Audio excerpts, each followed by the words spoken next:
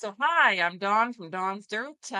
We're here today to talk gardening, but dirt can also mean religion and politics and anything that you want to get your hands into farming, agriculture, all of it. So, I'm so happy to have my guest Mike here. Mike is from Steel Pony Farm. I've known Mike for actually maybe 8 years, seven, six, five, 10, I don't know, somewhere in there. But Mike is one cool dude, and I'm so thankful to have Mike on the show. So thanks for being here, Mike. And can you just tell us a little quick update on who you are and what you do?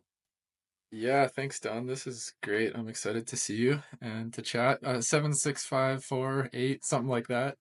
So yeah, Mike Kozlowski. I'm just outside of Red Deer, Alberta, and I run a vegetable garden out here. I think I'm starting year 14 or 15. I always forget. So it's a mixed market garden. Primarily, we used to run through the CSA model, but in the past few years, we've done basically a big business model overhaul. And it's now more of a food hub where we grow as many of the vegetables as we can for the summer months, but we also buy and resell from about 40 other producers in Alberta, and then even a little bit beyond that now just to round out our offerings in the off season. So it's fun, it's like vivacious and dynamic, and there's a lot of moving pieces. It's full of joy and full of stress, and I'm excited to talk to you about it. I love it. Thanks so much for being here. So, okay, so the first question I have right off the top here is when you say garden, are we thinking a little backyard garden or what? How big is your garden? Yeah, garden, farm, there's like a some line maybe where it morphs from one to the other, but we lease 8 acres and I grow typically on between 4 and 6 of those acres per year, just kind of depending on a number of variables. And then whatever isn't in a garden, we usually do some type of cover cropping in there. I love it. And so, what's a cover crop? Because I've got listeners that might know a lot or they might know a little bit. So, we're just going to ask lots of questions. So, what is a cover Yeah. crop? What do you do with a cover crop? So if there's unused space in the garden that we're not growing a vegetable crop for harvest, you've got a few options of different things you can do. You can just leave it fallow, which is like just doing nothing with it. And oftentimes people will just till it repeatedly. And although that I think gets a lot of bad press, I mean, there's a good reason for it if you've got a bad weed problem. So some people will just till maybe 7 times in the summer to get rid of those weeds. And that's really useful. It's not super great for the soil health. So then there's alternative ways to build the soil, and one of those is to plant a cover crop.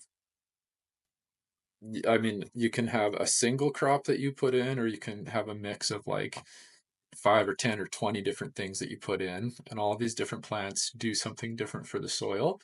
And so, based on kind of our goals with that piece of land, we'll usually plant a mix of like 4 or 5 different things. We'll seed it as early in the spring as we can.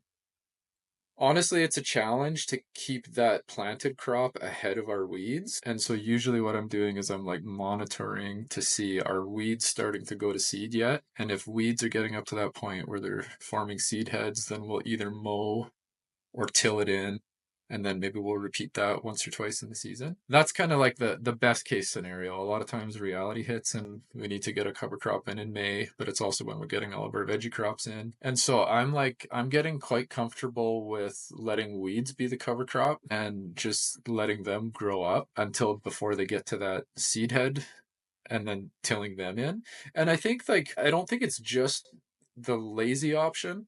I think there's also some wisdom to that because just like a forest has a succession that it goes through from kind of an immature forest to a mature forest, a piece of soil will do the same in the prairie. And so like there is this deep wisdom to what's happening in the soil, and the plants that are growing are getting cues from different things all around them because like there's billions of dormant seeds laying in the soil, and it's not random chance the ones that germinate are germinating for a reason, and it could be because they're getting like a pheromone cue from another plant that's saying, hey, it's your time to come in and to shape the soil and to change the soil and to turn it into something that is more full of life. And so that's like basically that's what plants do. They're these like miniature terraformers. They go and they terraform the earth to make it a place that is more diverse and a better host for other life forms. And so I really like that approach to cover cropping when we're strapped for time because like it's easier, frankly it's cheaper.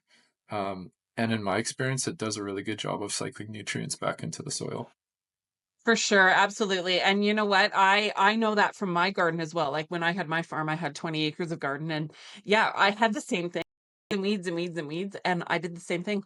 I would take the lawnmower to it and eventually I'd till it under and it was just green manure. It was just adding those nutrients back in the soil. And yeah, in farming and agriculture, sometimes you have to make those hard decisions. Would it be perfect to put a blend of, different things in there to have as a cover crop? Absolutely. But reality hits sometimes on farm and what is idealistic, and what actually can happen are sometimes two different things. And so you just as a farmer have to make those decisions and roll with the punches as they come. Yeah. So any thoughts on that? Yeah, totally. I mean, like we've got a really bad red root pigweed problem at the farm, and I've heard that for every one of those plants that goes to seed, that you can have like over 10,000 seeds that form in the soil. And like there have been years where we just haven't been able to keep up with a certain patch, and we'll have like 10,000 of those plants go to seed. So it's like it like swoops up really drastically the number of plants that you have or seeds that you have in the soil. And so yeah, like sometimes you just can't stay ahead of these things. There's like issues. And the thing about that plant is it's super aggressive and it's super quick growing. So even if you do get your perfect blend of cover crop seeds and seed that a little bit late, if you seed it later, that means the temperatures are warmer and those red root pigweeds, they germinate at higher temperatures and grow really quickly at higher temperatures. And I don't think there's any cultivated crop that can keep up with them. So you're kind of throwing your money away if you seed a cover crop later in the summer on our piece of land anyways. Yeah. Well, and that's just it. Like people don't understand, I think, and that's why I so wanted you on my show because like you get it. You're on the ground planting crops and things like that. Like I know on my farm, I would plant certain crops and sometimes the weeds got ahead of it and I would just make the decision to just not weed it even. Like sometimes you have to make hard decisions. And yeah, it sucks being a farmer, but you have to pencil it out and you have to make it work and you have to figure out like, does it even make sense to weed this crop or does it make sense to let it just do its thing? Or sometimes I had it even with carrots. I would have a bed of carrots and they would be seeded underneath and yes they didn't grow properly but eventually we just dug up weeds and carrots and I got something out of it instead of nothing out of it. But yeah, you just have to make the hard decisions. Yeah, and we've occasionally been in a situation like that and realized that it didn't even make sense to try to salvage the crop, and so we'll just turn it in. Um, and I guess that's a way for us. We really want to stay ahead of weed seeds forming. It's like if that weed seed or that weed plant is so much further ahead of your cultivated crop, there's a chance it's going to go to seed before there's even anything to harvest. So sometimes you just have to turn it in. It's like there's not enough hours in a day, there's not enough laborers to do the job. Yeah, it's And like the a lawnmower's faster. I've lawnmower's done it. faster. I've done it. I've done it. Here's a whole bed of lettuce, lawnmower, right? Like, yeah, you just got to do what you got to do. Sometimes my chickens on my farm got some of those greens and stuff, but on 20 acres, that's a lot for the chickens. So, yeah. Yeah, So, I um, was gonna say that that's like something cool about like this pivot we've done in the last few years where now I have, a list of a whole bunch of other local farmers or farmers in Alberta where if I have to turn in my carrots for some reason or a row of carrots, then like John Mills from Eagle Creek just down the road grows really good carrots. So I can buy them from him and then my customers are still getting the product, even though it's not from my garden, but it's from another grower who I know and respect and trust. So I mean, I really like that. That's something that feels like a big win. Absolutely. And I know John as well. John is an amazing human being as well. I hope to get him on the show here one time. I keep pushing and pressuring him to. But yeah, he grows really good carrots and seed potatoes. And that's the thing, farmers working with farmers. He does carrots and potatoes so well that it makes more sense for him to do those than, eventually I did quit growing carrots too because they're just so labor intensive and so crazy and yeah, he's just got it down to a science. So, can I ask you what kind of crops do you grow in your garden or in your field? Yeah, we grow about, I think it's still around 30 different crops. So we do grow carrots still. We grow quite a bit of garlic. We grow onions, a lot of stuff in the brassica family, kale, collards, broccoli. We grow, this year I'm going to get back into kohlrabi. I took a break from kohlrabi, but some customers and staff missed it. We grow lettuce, radishes, Swiss chard beets, and then a bunch of herbs, dill, thyme, cilantro, rosemary, sage, others. Yeah. Yeah, the Yeah, list I kind of love it. goes on and on. Yeah, I love it. So, and then so let's get into some sales side of it. So you've got all these vegetables, you planted a whole, 4, 5, 6 acres of garden. Where do you sell that? And how has that evolved and changed over the last many years? Like where did you start and where are you now and the path? And I guess this is lots and lots of question here in one question, but and why did you pivot? Yeah, so when I started, I was following the strict CSA model, which stands for Community Supported Agriculture. And it's a model that developed, I don't know how long ago, 30 or 40 years ago now. And basically, it's hard to get into farming and it's hard to grow and maintain a garden. And so there was this group of farmers, I thought it was in the East Coast of the States, where they came up with this idea of shared risk, shared reward. So at the beginning of the season, a customer would invest a certain amount of money in a future harvest. And then every week of that year, or every week of the growing season, the farmer would harvest a whole bunch of veggies and then deliver a share to them, kind of based on to the initial crop. So we started with that and we had about 30 members. And I did that for probably about 8 or 9 years. And it kind of grew. It went from 30 to 60 in the second year. And I think at our peak, we were maybe at like 300 plus. And Wow. then I don't know, like exactly why we changed. I just started to see there was just all these other cool things going on around here. Like a friend of mine has a really great cafe slash coffee roastery, Dose Coffee in Red Deer. I was like, man, I love this coffee. I want to sell his coffee too. And then friends of ours have a great kombucha brewery, Wild Brewing Kombucha. And thought, I want to sell this kombucha. And so we started off just introducing a couple products.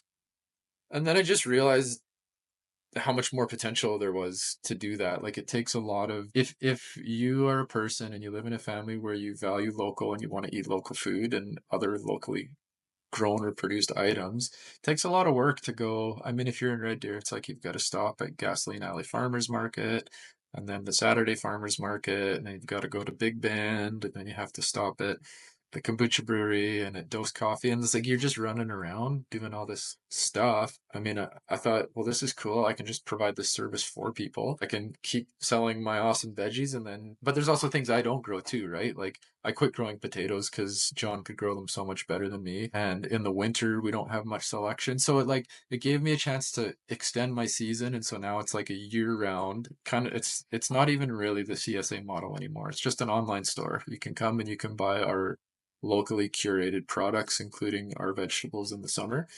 And I don't know, I like it. It's fun, and I'm getting really good feedback from customers about how it's saving them time and just making it easier for them to eat healthy and support local producers. So part of the reason I love that, and part of the reason that my farm actually failed is because I was in the farmer's market model, farmers, quote unquote, market model. And unfortunately, at a lot of quote unquote farmers markets, there's a lot of bought and sold items that are not farm direct, that are from big warehouses, that are being sold as, farm to table. Whereas you are working with the smaller business, the smaller producer, the smaller, to get those items out to the customers. And so, yeah, like, and you're truthful and honest about it. You're not just going to, the biggest greenhouse or the biggest warehouse in the province, buying cucumbers, tomatoes, and peppers and selling them, marking them up and selling them for cheap and competing against a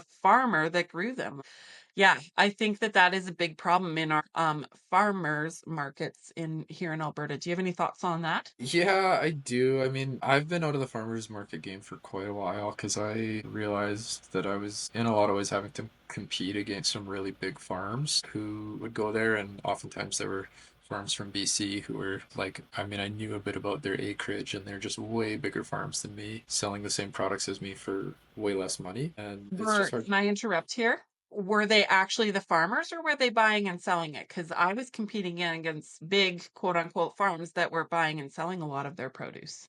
I don't know enough to say. I didn't really investigate too much. The main one that I felt was like a competitor, so to speak, for me was I think it was a farm, but it's just a big farm in BC, you know. And I was at the time like a 2 or 3 acre market garden, and I don't know how many acres they had.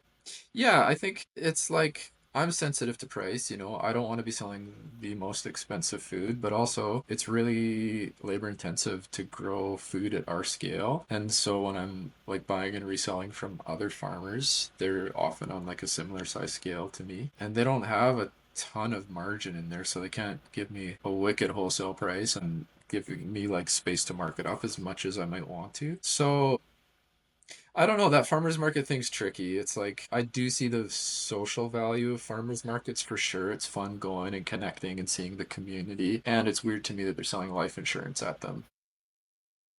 You've Like, seen that? That's insane. I've yeah, never heard of that. when I was like young and a little bit like more abrasive, I went up to this dude. He was selling life insurance at a farmer's market, and I was like, "So how long have you been farming?" And he was just like so confused, like he didn't even know what I was talking about. It was kind of like my bad sense of humor coming through. But I'm like, yeah, I don't know. My preference would be that farmers markets were like I like those make, bake, or grow. You've done one of those three things to get your products there, not necessarily Yes, having bought and resold. And that's a little bit like the kettle calling the pot black now because I've went to one farmers market last year, maybe two, and I am now reselling other people's stuff there, but I'm also selling a lot of my own stuff. for sure. And the thing is too with you is you're going to be selling because I did sell some things, buy and sell a few of my booth was grown on my farm. Like I actually grew it on my farm. Right. And then there was a small percentage that kind of helped offset my farm to keep it going. But, and I've done it too. I've gone farmers markets and I'm not a quiet, shy, not mouthy woman. I have the biggest mouth of all. And I would go, where's this grown? And who was the farmer that grew this? And how was that grown? And, when you see a booth and, maybe 8 of the 20 vegetable items are even plausible that they grew on their farm, and then they've got just a small amount of acreage that they would grow in garden, but then they would go to 200 farmers markets in a week. Like, the math doesn't math at that point. And so, yeah, that's a problem. And so it's buyer beware. And so I know you, Mike, I know you personally. I know that when you have John's carrots in your booth, you're going to say they're from Farmer John. I know they're even going to be labeled because I've seen John's labels. And you're going to say, hey, Farmer John, who lives near Innisfil, he grew these carrots and this is how he did it. And this is why he did it. You weren't just buying those carrots from the biggest warehouse in the province, from the biggest carrot producer in, North America, right? Like, yeah, it's just so different and you're trying to offset your farm and I have huge compassion for that because farming is so tough. The margins are so tight. Like, yeah, and you've got a family to feed and bills to pay and those bills rack up and I think people don't give farmers actual real on the ground making their living and the majority of their income comes from the field and from the soil and from the dirt and from the vegetables. Yeah, I remember being at a farmer's market once and this lady came up and was like really chastising me for my price of my dill. And I don't know what I was charging, like 250 or $3 for a bundle of dill.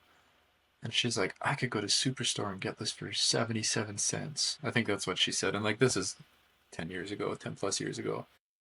And like meanwhile she had this like great big giant Starbucks cup and she was drinking this like fancy coffee. And if she wants her fancy coffee, I can't begrudge her that, right? Like it's like go ahead and have your fancy coffee and spend like 6 or 7 or $8 on it. Freedom of choice.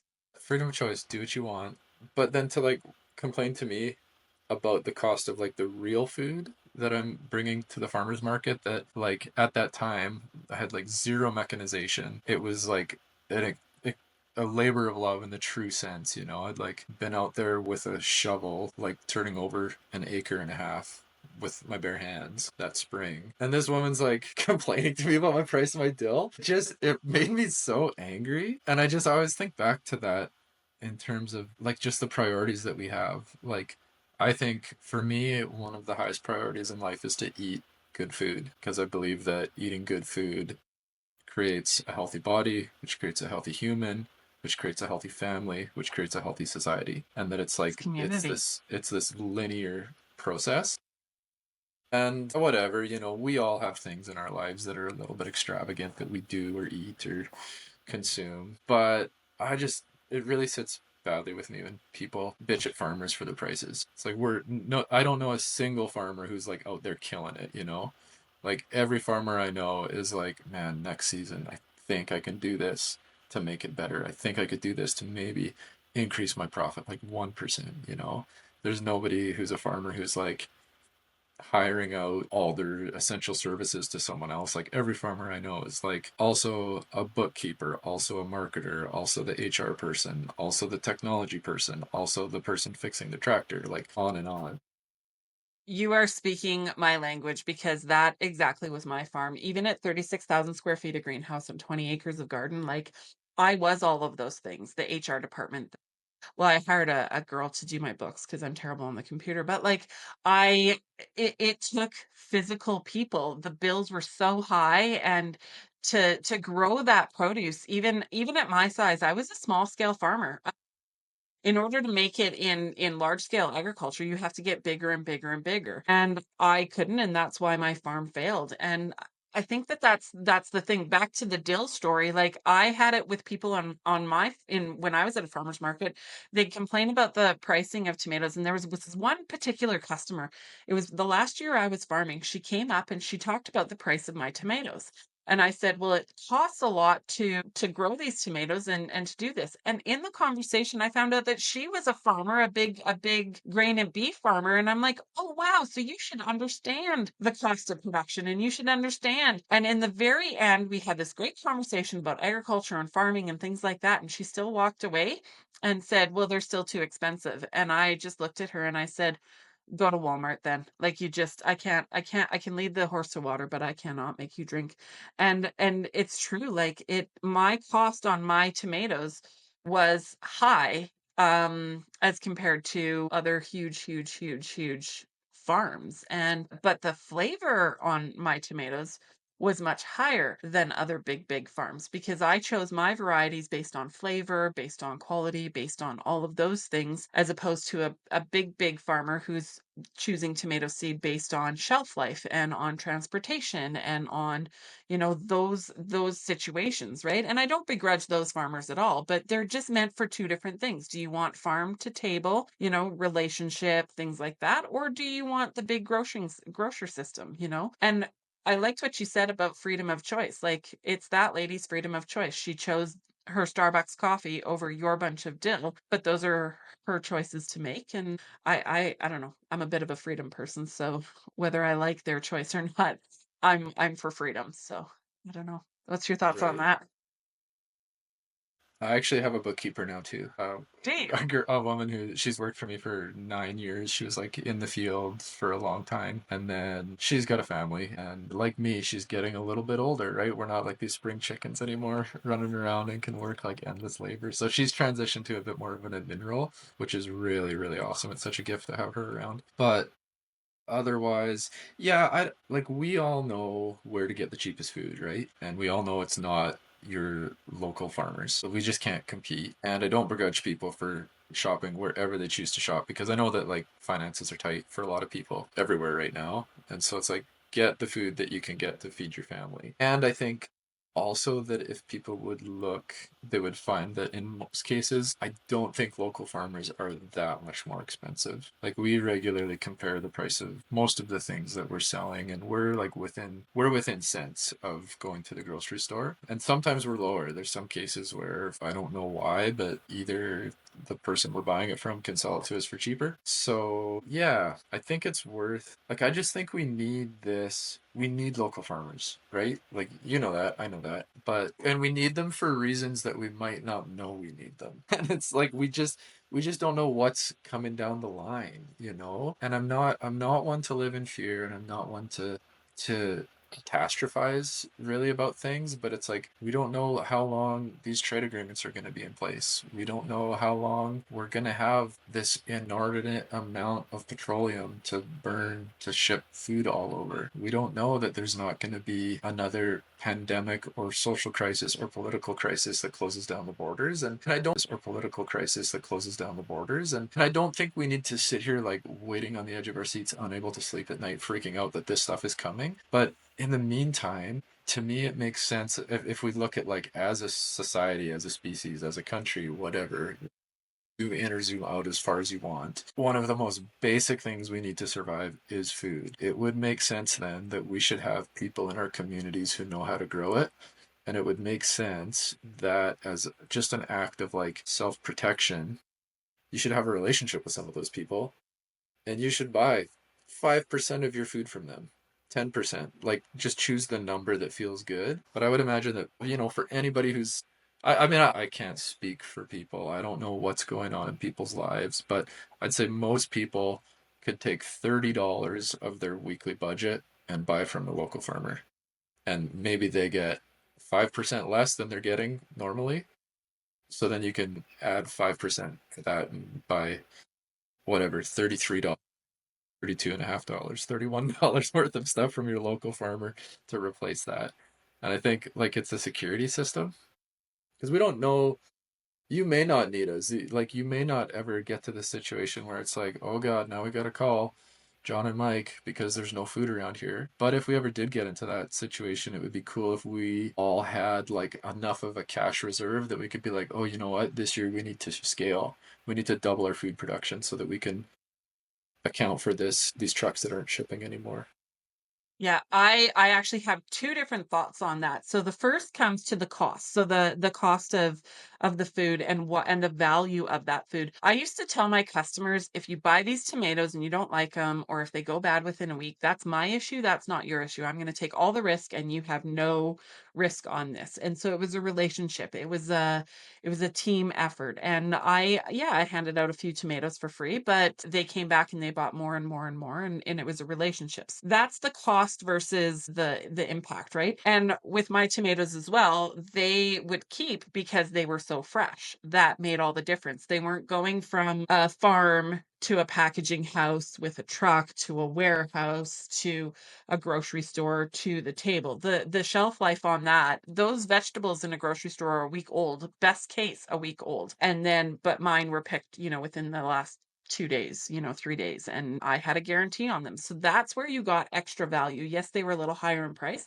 but that's where you got the extra value. Now, to speak to your like, we don't know what the future holds. I can remember during the pandemic, we had the toilet paper wars. The grocery store shelves were running out. And that was just on COVID that really, they filled back up and things like that. It wasn't crazy, but I had people honestly phoning me afraid of where they're going to get their food. Hi, you have food, right? Yes, I have food. And that's one of the hardest things of me selling my farm is knowing that I can't feed my tribe of people.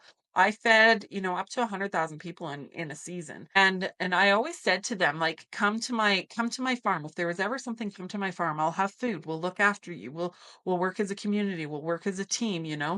And so now in pivoting, I sold my farm. I don't understand why. I know what my farm was able to do, and it wasn't me, it was the Lord's. And so I'm just like, why? Why am I being taken off of this farm where I fed people, community relationship, to now I don't have a farm. One of my biggest fears moving off my farm is what was I going to feed my family if, the world crashed down around us. And I'm not being a doomsdayer. I don't have the future. Hopefully there's nothing going on and hopefully I'm wrong. But if that ever happened, what would I feed my family and my community and my people? And so that's why I'm getting into coaching and teaching people how to grow food, how to raise chickens, how to do a milk cow, and things like that, is because those are skills that I have. Canning and preserving, those are skills that I have that, my grandma taught my mom and my mom taught me. And I'm so thankful for that skill set. And now I just feel like if you give a man a fish, he eats for a day, but if you teach a man to fish, he eats for a lifetime. And so that's where I'm at now. So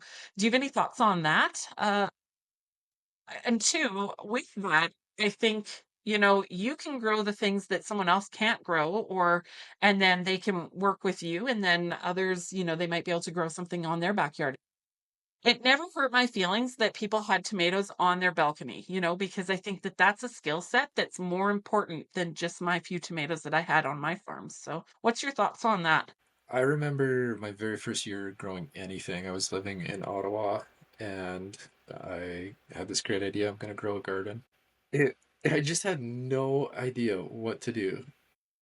I was like, so I just like put this bean seed in the ground and it's going to grow. And I don't know why, like people started talking about composting and crop rotations and days to maturity and like finding the right variety for your area and your climate and all that. And it really overwhelmed me and kind of to a point where I remember that first year basically shutting down and just being like, I don't know what to do. I'm not going to do this. And we had kind of this like garden that didn't do very well. And I ended up just, it was like a lost cause. So, I mean, I think finding somebody who has experience doing this type of thing is a great idea. I heard that you're getting into garden coaching, and Yes. I think that would be. I wish I had somebody like that first year to like pick up the phone or text and be like, "What is going on? Like, is it okay that it's been one day and it's not germinating yet?" Because I had like not even the first idea. It's like just some of those basic things that if you've been in this world for 15 or 20 years now, that it's like you just know. There's just things you know, right? And someone like you who's grown a lot of food for a lot of people, like it would just be nice to kind of have you on speed dial and learn from you. But I think that just like self-sufficiency in general, that's one of the big reasons I became a farmer. I wanted to know how to provide one of the most valuable things in my own life. And it feels good to be able to provide that for my family and my friends and community. And it's really once you get through, if you've never grown anything, I see this intimidation factor and I see that there's like this pretty steep learning curve you want to go through. But once you get to the other side of it, it's easy. It's just like, it's fun. If you have like a little 10 by 10 plot in your backyard or tomatoes on your balcony or lettuce or herbs on your balcony, it's fun and it's like, it's so much better. If you need fresh dill for your potatoes in the summer, like you may as well just have a pot of dill growing on your balcony and just get it there because it's gonna be so tasty. It's gonna teach your kids. It's gonna like there's so many positives to it. There's no drawbacks. Are you ready to take control of your food freedom and become ungovernable? Do you remember toilet paper wars in 2020? Do you have a plan? If your finances get so tight and you're having to choose between paying your rent or your mortgage and food for your family, have you bought land recently and you just don't even know where to start and you want to grow vegetables for yourself and your community? I'm Dawn and I'm a food freedom coach. I can teach you the skills to live and eat like grandma did, from growing a garden to raising animals and having meat for your table.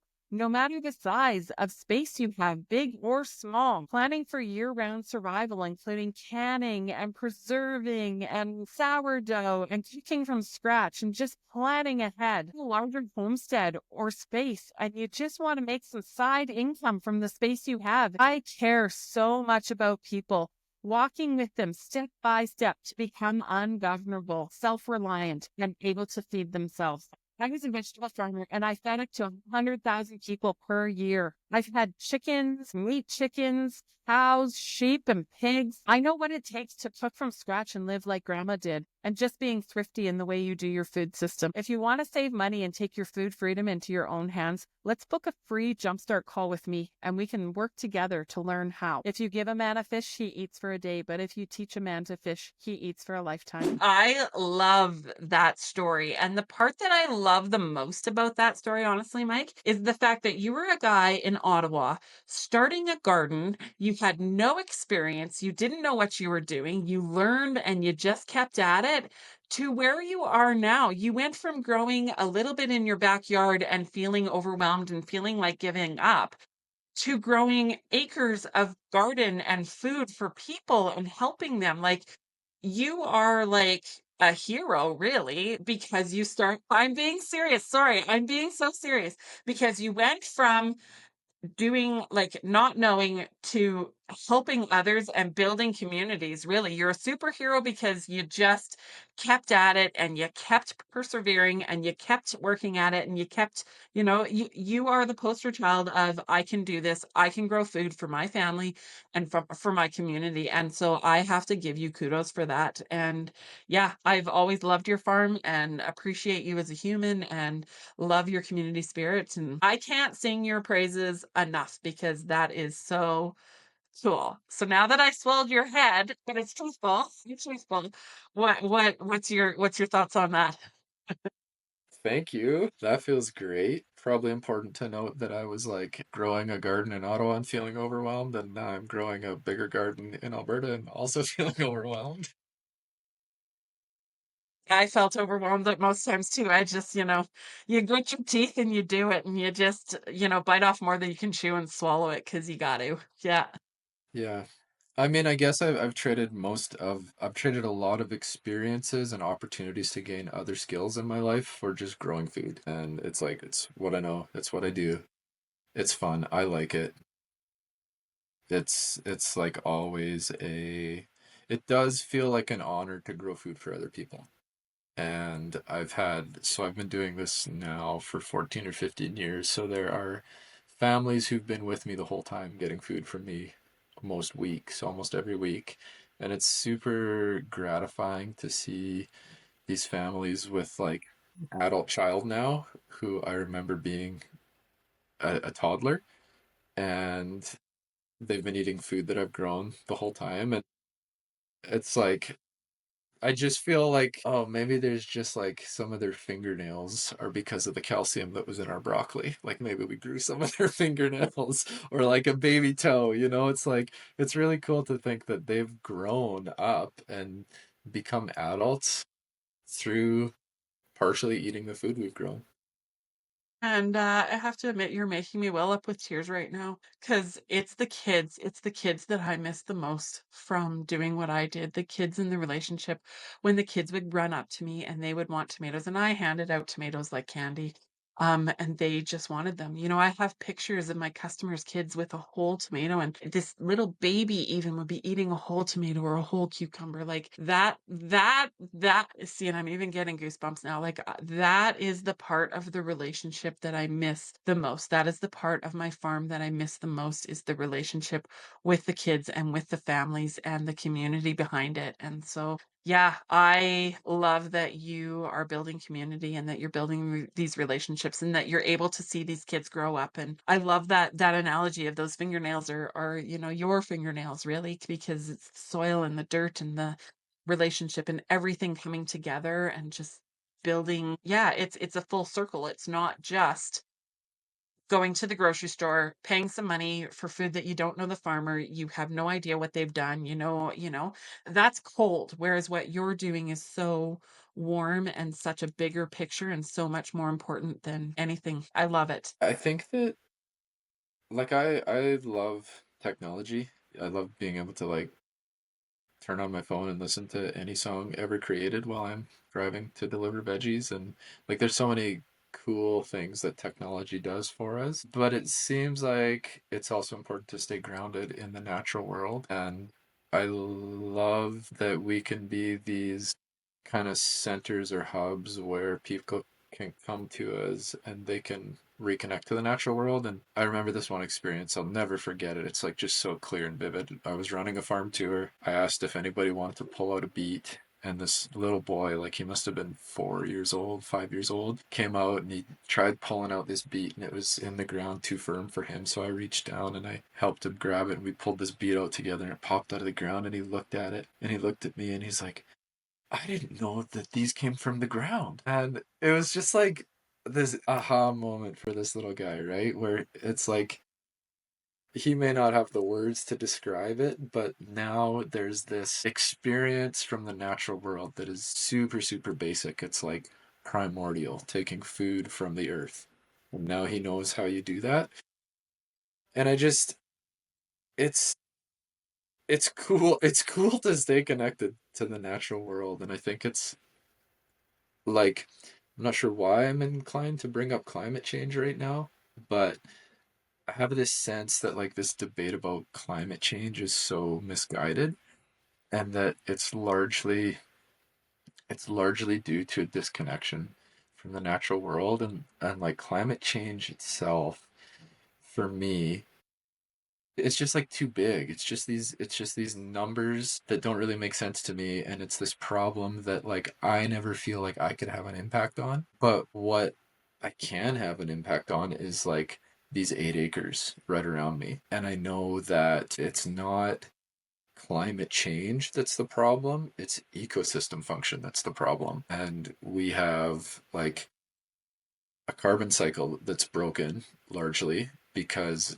there isn't enough green vegetative growth growing in certain places to properly manage the carbon cycle. And there's even like I can't remember the exact term, I forget if it's like a short water cycle or a small water cycle, but it's like if you have a whole bunch of vegetation growing, like it changes the water cycle because like attracts like and water is drawn to those, and it's like there's water in those plants, and so they're responsible for emitting some water that like helps dew to form in the morning and at night. And so even in times of drought, if you have like a lot of green vegetative growth around, you're still going to have water in the ecosystem, versus you cut down all the trees, you till all the prairie grasses, you pave it, and then there's just no more water there. And so it's like we have ways that we can impact the world directly around us. And I think like the key is that if we could nurture those and care for each of those tiny small spaces the way that we should be, and the way that like nature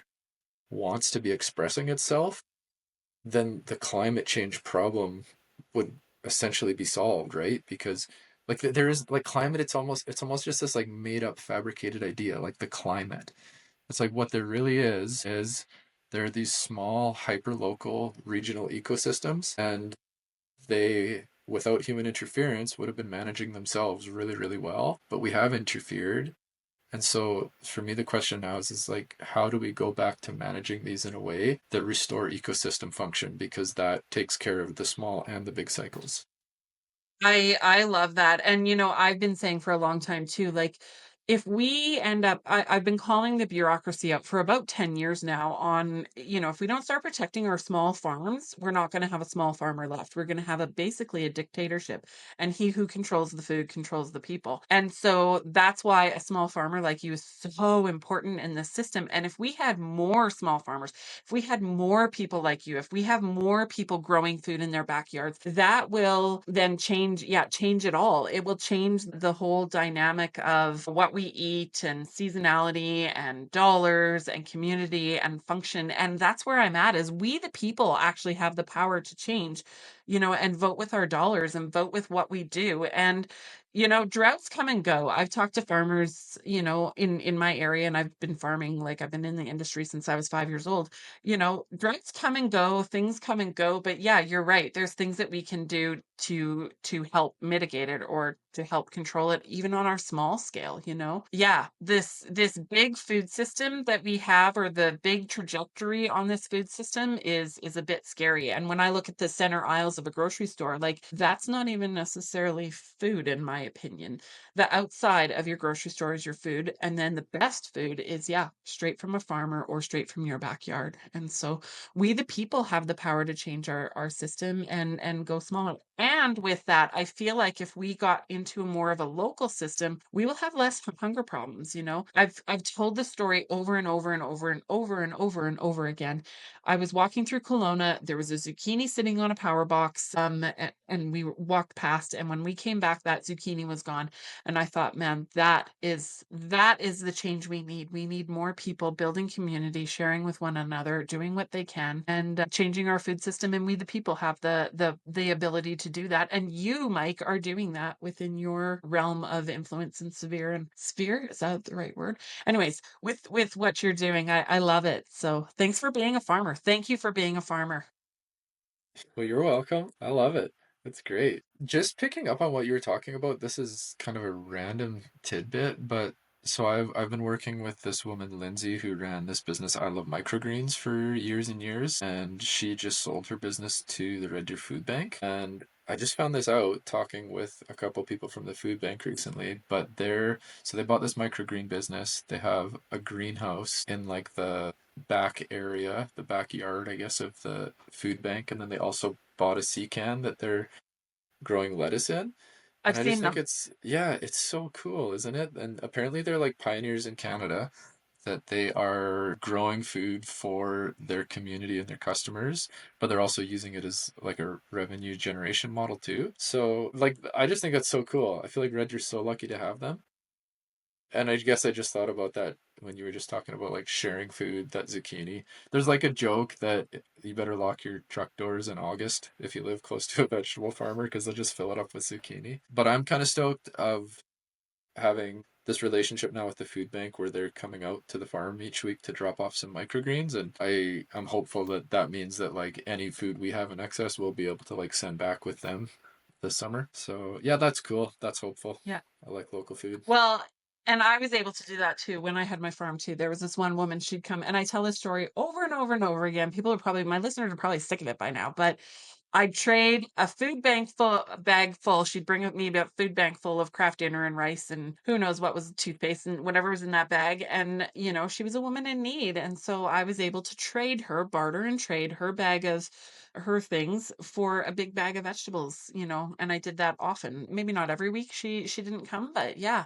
Like, and that's part of the community, the food bank, helping those in need. Yeah, if we had more local food, more local farmers like yourself, we could fill our food banks and give people those that need food, right?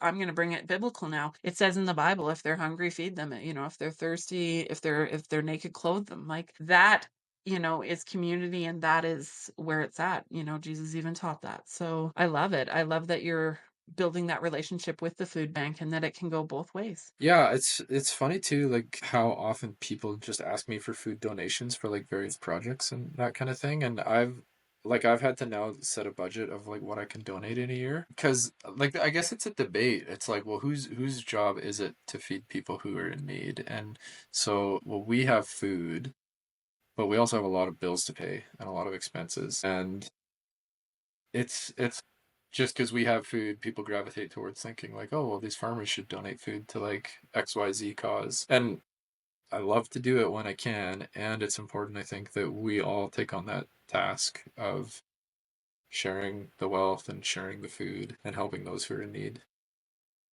That's the thing is I know during 2008 I was at Simons Valley Market and I had a box, and you're absolutely right, Mike. Do what you can. And so I had a box set up in my booth and I put a sign on it and I said, "Leave what you can, take what you need." And I started off, I put a few things in there, but then other people would come through, they would purchase from me leave in that box. And so it was a full circle that way as well. So people, community, human beings are just doing what they can. Take what you need, leave what you can. And so yeah, it went both ways. It helped my farm. It I was able to donate, but yeah, I had bills to pay too. And so I took with what I was able to give and gave, you know, but I also needed to pay my bills. And so yeah, it's so truthful. I like that idea. I'm gonna let that one percolate for me for a bit. See if there's a way for me to integrate that into what I'm doing more. For sure, absolutely. You are one cool dude, and yeah, I am so thrilled and thankful that you came on my show to talk about farming and your farming operations and things like that. So, I guess as we leave off, any last thoughts? And then any last thoughts? The last thoughts, if you're not growing a garden, what's stopping you? I'd say this is a great time of year that you can make a plan, even if it's like we said, a tomato or a dill on your porch. I think you should do it. This is a Yeah. great year to get started. I agree 100%, and I'd like to throw a little pump in for me. And if you need a coach to help you, just like you would have Mike, however many years ago, I'd love to coach you and help you with that. Also, if you are in the Red Deer or surrounding areas, how can we find you? Where can we find you, Mike? What's your farm? What's your handles? What's your local line store? How do we find you and how do we support you? Well, thanks, Don. Steelpony.ca and on Instagram, Steel Pony, Facebook, Steel Pony. Just Steel Pony, Steel Pony, Steel Pony. Yeah. Your branding is on point, Steel Pony Farm, and let's just get one last shot of your hat. What does it say? I love Alberta carrots, Steel Pony Farm. So good. I Are those available online too? I think we have a few left. Yeah. I love it. I love it. Support your local farmers, support Mike, support doing it yourself, and it'll all come together and make the world go round. So thanks so much for being here, Mike. Really appreciate your time. Yeah, thanks for having me. This was fun. Yeah, yeah. Well, maybe we'll do it again sometime. That'd be great.